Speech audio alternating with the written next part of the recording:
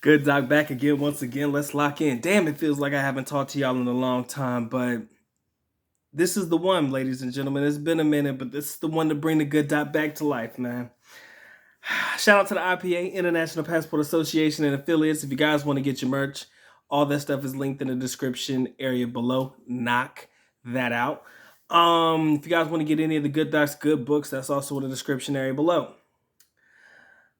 I was listening to one of my boys' YouTube videos the other day, and it dawned on me, what we're really dealing with in 2022 going into 2023. It really dawned on me that a lot of my newbies that are traveling to the Philippines, your new passport brethren, so to say, there's a lot of things that they're somewhat overlooking. And it amazes me that some people are overlooking this, right?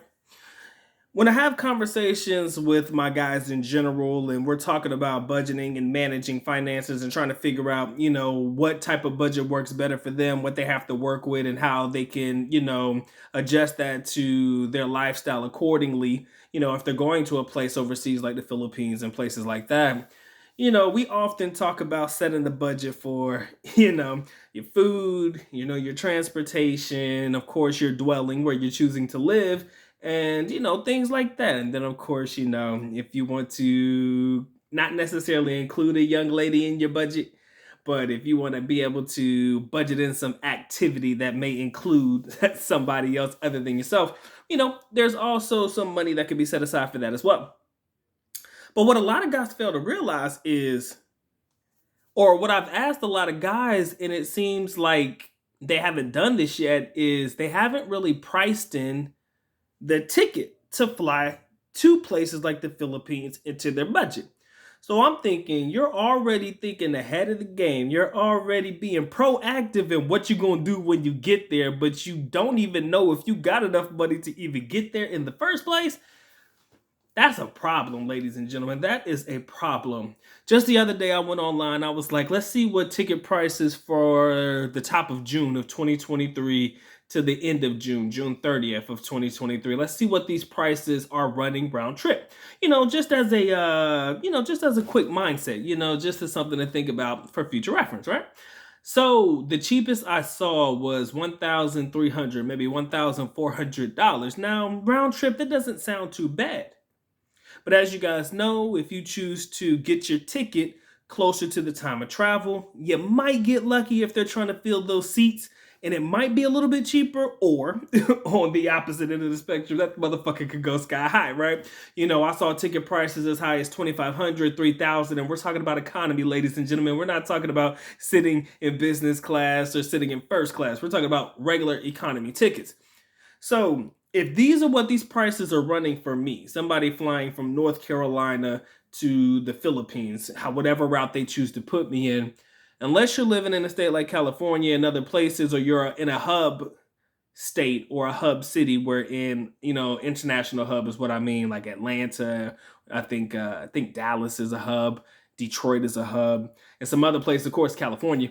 You're going to have to expect that you're likely going to be paying the same types of prices that I'm going to be paying, right? If $1,300 is the minimum, that may not sound like a lot of money, but it's a lot of money if you think about it, right? Like, that could really eat away at what you plan to have with you for your time or duration in whatever country you choose to go to. Now, I know I'm more so speaking specifically about flights to Southeast Asia, more specifically in the Philippines. Of course, the ticket price to Japan would be different. Ticket price to Korea would be different. And for sure, ticket prices flying from the DR, Colombia, Brazil, and places like that from the United States will likely be hella cheaper. But even though they might be hella cheaper, are you still putting that into your mindset, or are you really including that into your budget? Are you also including into your budget the immigration trips that you have to take when you're living in these countries to report to immigration, to extend your visas, right? Because you're not going to be an automatic citizen when you touch down. Got to go through the process, got to go through the paperwork. For the Philippines more specifically, you get 30 days in the country once they stamp your passport, 29 actually. Then you got to report to immigration to get an additional extension. I think the first time you go, it's 1 month, unless it's changed. The first time you go, you get a 1 month, and then I think that you can extend up to 6 months or 3 months to 6 months. The next time you go on the second trip to immigration, and then you also have to apply for the alien certificate of registration, your ACR card, when you're in the country.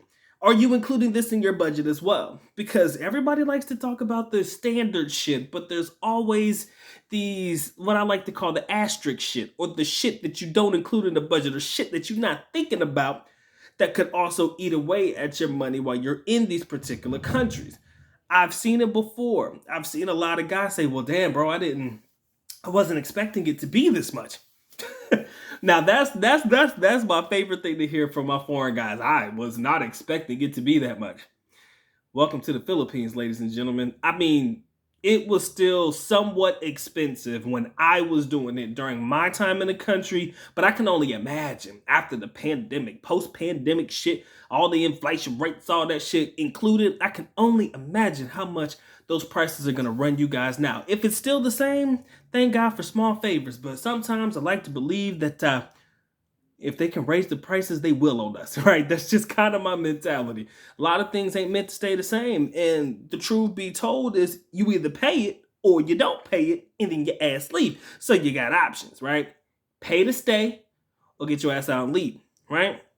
And then it's going to come to the point, like in the live stream we touched on the other day, man, it's going to come to the point where you ain't even going to be able to budget in some booty, right? You ain't going to be able to have the money to be able to do that because you're so busy spending money on shit that you didn't think you had to spend for. Now, all of a sudden, it's like, well, damn, I didn't see this coming, right?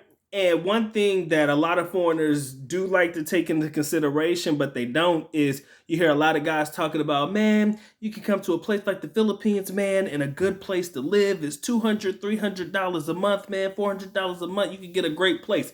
And again, I've seen some pretty decent spots for that type of money, but I want you to understand, I wasn't seeing that in city areas. I was seeing that more so, not so much the provincial areas, but to an extent in areas just outside the city where I was seeing that those particular places at those particular prices were actually upscale. If you want to live in the city, it's going to cost you a little bit more. We're talking about 5, 6, maybe even 700 pesos. 700 USD, which is roughly equivalent to 50 to the dollar would be 35,000 pesos a month, right? Not including water and electric.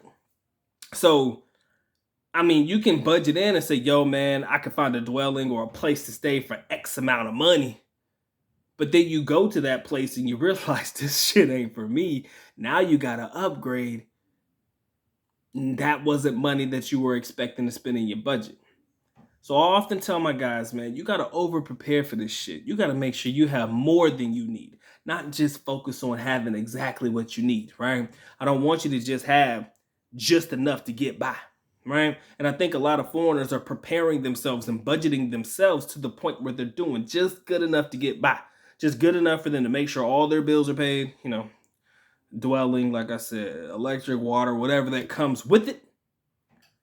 And not really worrying about all the other stuff that's included with that or what comes with that. And I think that's something that if you don't take into consideration, that'll ground you before you even get started, bro. That'll fuck you up before you even leave your own home country. How can you plan for the Punan in these countries when you can't even leave your own home country? It's going to be sad in these streets, bro. I don't want you out there looking sad, man. So make sure you take inflation and all of that shit into consideration. The economic status of the United States tends to rub off on other countries as well. And one of those countries that it does rub off on is definitely the Philippines. So I don't know about the DR Colombia. I assume, again, I don't want you to believe that the inflation or whatever's happening is going to be too much where your average foreigner can't afford it. But I do want you to take into consideration things may not be as cheap as you think that they are. Or things may not be as cheap as you thought that they should be or that they once were, if you've heard about prices prior to the pandemic, right? Anyways, ladies and gentlemen, that's my time, effort, and energy, man. Food for thought, man. It's been a good doc, man. You already know what it is, man. If you like it, please feel free to share, like, comment, and subscribe on the video. Been a minute. Miss y'all. Love y'all. Doc's back to business, man. Appreciate y'all logging in. Y'all take care, man. Y'all stay blessed. Doc is out. Peace.